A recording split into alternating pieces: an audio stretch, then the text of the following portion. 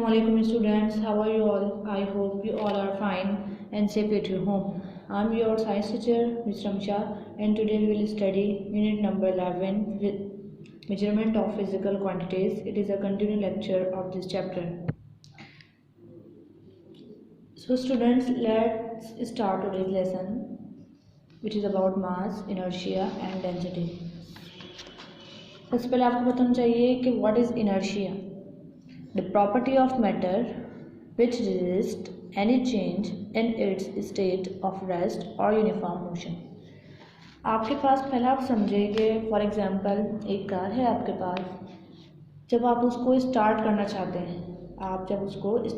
चाहते हैं कि वो मूव करे, तो जब आप जैसे इसको स्टार्ट करते हैं तो आप एक को जो है वो एकदम झटका महसूस होता है, आप पीछे की तरफ जाते हैं, ठीक है। आप जब कार आगे की तरफ बढ़ाना शुरू कर रहे हैं तो आपको क्या हो रहा है, एक फोर्स महसूस हो रही है, एक झटका महसूस हो रहा है जो कि आपको पीछे की तरफ धकेलता है, बिल्कुल एज इट इज़। इसी तरह जब एक मूव करती हुई कार है, जब आप उसको एकदम स्टॉप करेंगे तो आप आगे की तरफ मूव करेंगे। जब आप मूव करना चाह रहे हैं, जब मूव करते हुए को रोक रहे हैं तो आप आगे की तरफ मूव कर रहे हैं, और जब आप मूव करना चाह रहे हैं तो आप पीछे की तरफ मूव हो रहे हैं।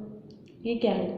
तो ये जो प्रॉपर्टी है वो सिर्फ कार के साथ नहीं है, बल्कि मैटर के हर ऑब्जेक्ट के साथ होती है, ठीक है। ये जो प्रॉपर्टी है आपके पास सिर्फ इस कार में मौजूद नहीं होगी, बल्कि ये हर ऑब्जेक्ट में मौजूद होगी, ठीक है।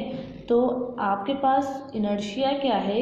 ये एक ऐसी मैटर की प्रॉपर्टी होती है जो किसी भी चीज़ को स्टेट ऑफ मोशन या स्टेट ऑफ रेस्ट के अंदर क्या करती है, उसको रेजिस्ट करती है। मतलब कि कोई भी चीज़ अगर रेस्ट में है तो वो रेस्ट ही रहेगी, अगर मूव करना चाहेगी तो उसको क्या करेगी, रोकेगी, ठीक है।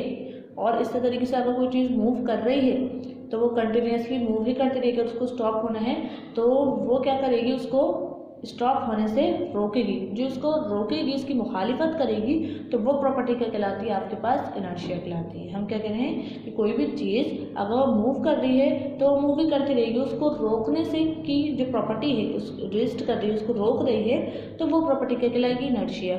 इसी तरीके से अगर कोई चीज़ हमें मूव कर रेस्ट कंडीशन में है, अगर हमें उसको मूव करवाना है, ठीक है, तो मूव करवाने के लिए भी वो क्या करेगी, वो प्रॉपर्टी जो मैटर के अंदर मौजूद है, ठीक है, तो वो क्या करेगी, इसको मूव करने नहीं देगी। तो वो प्रॉपर्टी क्या कहलाती है, आपके पास इनर्शिया कहलाती है, ठीक है स्टूडेंट।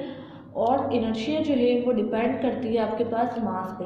मतलब जितना ज़्यादा आपके पास मास होगा किसी भी चीज़ का, आपके पास उतना ही इनर्शिया क्या होगा, ज़्यादा होगा। जो आपके पास जो कुछ कन्वर्जन है आगे, ऐसा यूनिट सबसे पहले हमें पता होना चाहिए कि मास का ऐसा यूनिट क्या होता है। ऐसा यूनिट जो है वो मास का होता है स्टूडेंट्स किलोग्राम, के हम मास को किस में मेजर करते हैं, इंटरनेशनल लेवल पे किलोग्राम में मेजर करते हैं।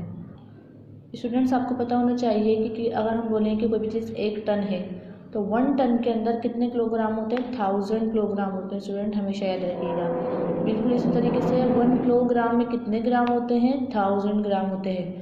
और 1 माइक्रोग्राम के अंदर कितने ग्राम होते हैं, 10⁻⁹ ग्राम आपके पास 1 माइक्रोग्राम में ग्राम होते हैं। ये स्टूडेंट्स आपको कन्वर्जन याद रखनी है।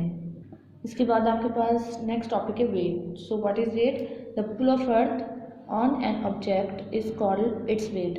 कि ज़मीन क्या करती है, अर्थ जो है किसी भी हर चीज़ को अपनी तरफ अट्रैक्ट करती है, ठीक है। तो वो फोर्स यानी कि अर्थ की वो फोर्स जो कि हर चीज़ को अपनी तरफ अट्रैक्ट करती है, वो क्या कहलाती है स्टूडेंट, हमारे पास वेट कहलाती है। और वो जो फोर्स है वो क्या कहलाती है, आपके पास ग्रेविटी।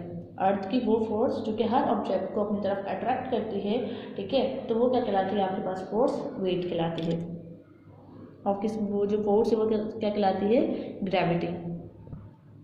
अगर आपको कोई भी अननोन चीज़ दे दी जाए, आपको उसका मास कैलकुलेट करने के लिए बोलें, तो आप उसका मास कैसे कैलकुलेट करेंगे? Let's start with me. कैसे मालूम करेंगे? An unknown mass can be found using scales which are balance on a beam. आप क्या कर सकते हैं कि कोई भी आपको अननोन मास दिया हो जिसका मास आपको मालूम ना हो, तो वो आप मालूम कर सकते हैं यूजिंग स्केल, कोई भी स्केल की मदद से, which are balance on a beam, जो कि एक बीम के ऊपर, मतलब क्या है, बैलेंस एक तराजू होता है ना, इस तरीके से उस तराजू यानी कि बीम के ऊपर अगर वो स्केल लगा दिया जाए तो उसके ज़रिए आप क्या कर सकते हैं, उस अननोन ऑब्जेक्ट का मास मालूम कर सकते हैं। The weight of the object at the other and can be found. आप क्या करते हैं कि एक तरफ वो वेट रखते हैं जिसका आपको मैथ मालूम होता है। जिस तरीके से आप तराजू के अंदर देखते हैं कि आपको किसी भी चीज़ का मैथ मालूम करना हो तो आप क्या करते हैं उसकी तरफ वेट रखते हैं, जैसे 1 kg, 1 ग्राम, 200 ग्राम या 2 किलो का।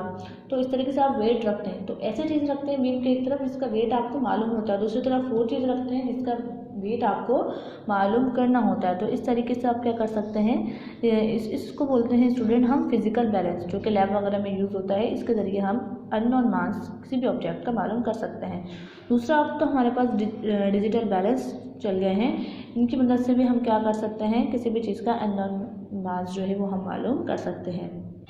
सो स्टूडेंट्स, हम किसी भी चीज़ का अननोन मास जो है फिजिकल बैलेंस के ज़रिए और डिजिटल बैलेंस के ज़रिए मालूम कर सकते हैं। Hopefully student you understand my lecture. This lesson is continued to the next video. Inshallah we will meet you in another video with my another topic. Till then take care and Allah Hafiz.